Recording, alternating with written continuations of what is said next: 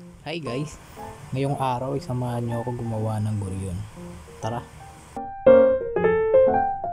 So ito yung mga kailangan natin para mabuo natin yung guryon.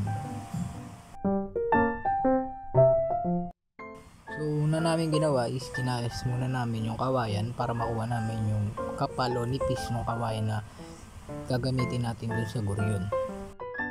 Bubuyog na guryon pala yung gagawin namin ngayon guys. Dahil request din ng mga bata doon sa bukid.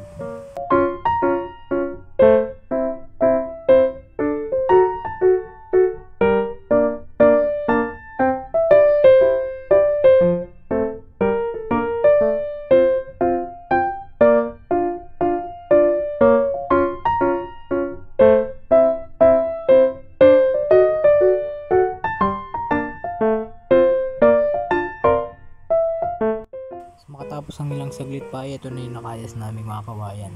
Medyo natagalan lang kami sa paggawa dahil nga guryon to. So after that, ito na, naayos na namin yung magiging base ng guryon natin.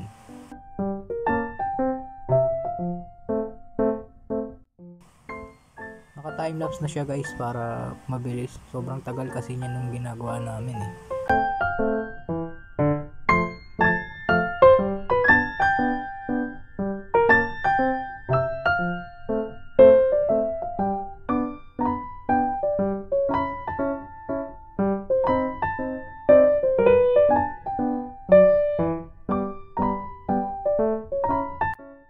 So after many years, ito na siya guys.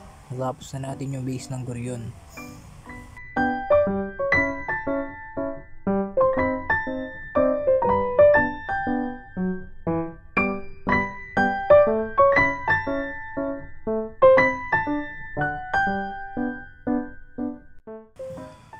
So ito na guys, nilalagay na natin yung plastic.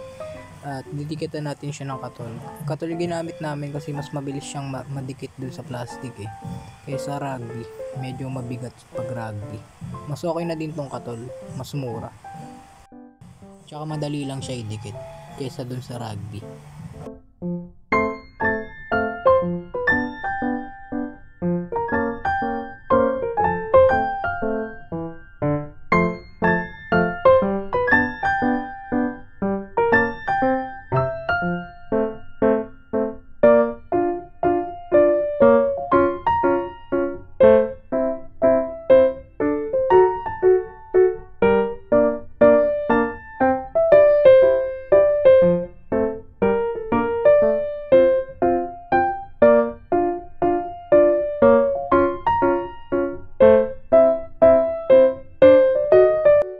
Ito na guys, konti na lang. Ginugupit na lang natin yung mga sobrang plastic. Ready to test fly na siya.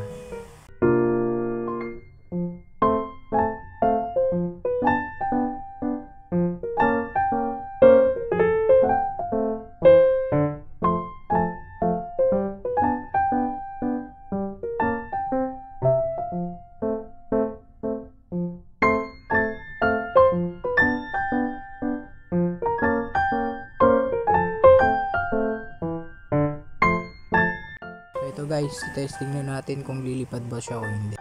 Tsaka para na rin malaman natin kung saang part yung medyo mabigat o kailangan pang ayusin. Ito na guys. So ayun, lumipad. Lagyan na lang natin siyang design. Ito yung final look guys oh. Di ba ang ganda? Pwede na siyang paliparin mamaya.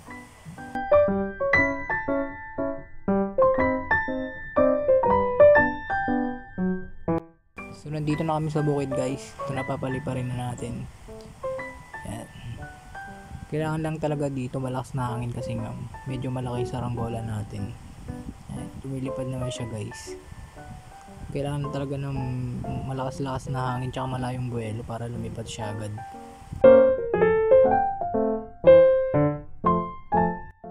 After 1 hour guys, bababa na natin yung saranggola. Nakakapagod lang siya ibaba kasi medyo mabigat tsaka para kang tinatangay. Tsaka maganda yung pwesto natin dahil malakas yung hangin sa banda dito.